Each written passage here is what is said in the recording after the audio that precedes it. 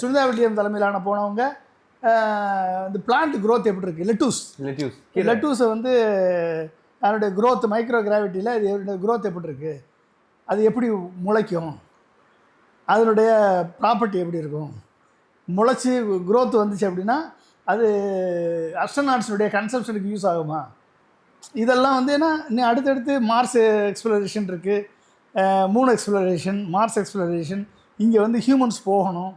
அப்போ மனிதர்கள் போய் அங்கே தங்கி இருந்து அங்கே இருக்கக்கூடிய மினரல்ஸை எடுக்கணும், ஆராய்ச்சி பண்ணணும், அதில் தேவையான மினரல்ஸை பூமிக்கு கொண்டு வரணும், அதன் மூலமாக இங்கே ஹீலியம்-3 போன்ற மினரல்ஸை வச்சு இங்கே வந்து மின்சார உற்பத்தி பண்ணணும்.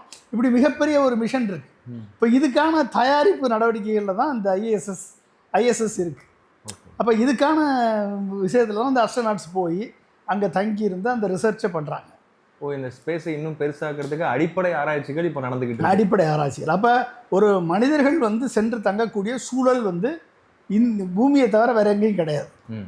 அப்போ இது ஸ்பேஸில் எப்படி இருக்கும், ஸ்பேஸில் வந்து மனிதர்கள் வாழக்கூடிய சூழலை ஏற்படுத்திட்டா, அந்த ஒரு என்வாயன்மெண்ட்டை க்ரியேட் பண்ணிட்டா, அங்கே வந்து பிளான்ட் growth எப்படி இருக்குது, அங்கே வந்து ஒரு ஒரு மனிதருக்கான அவங்களுடைய கண்டிஷன், பாடி கண்டிஷன், இப்போ எக்ஸசைஸ் பண்ணுறாங்க, எக்ஸசைஸ் பண்ணி அவங்களுடைய பாடி கண்டிஷன் ஒத்து வருமா, எந்தெந்த எக்ஸசைசஸ் எல்லாம் அவங்களுக்கு சூட்டபுளாக இருக்கும், அவங்களுடைய ஹார்ட் ரேட் எப்படி இருக்கும், பிளட் ஃப்ளோ எப்படி இருக்கும், ஆக்சிஜன் ஃப்ளோ எப்படி இருக்கும், அங்கே உள்ளே போன உடனே கிராவிட்டி இல்லாதனால ஸ்பைனல் கார்டு வந்து வளைஞ்சிருக்காது, அது நேராக நிமிந்துடும்.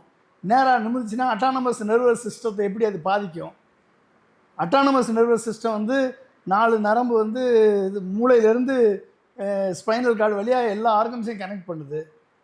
அப்போ வளைஞ்சிருக்கக்கூடிய ஸ்பைனல் கார்டு நேராச்சு அப்படின்னா எல்லா நரம்பும் டைட் ஆயிரும்.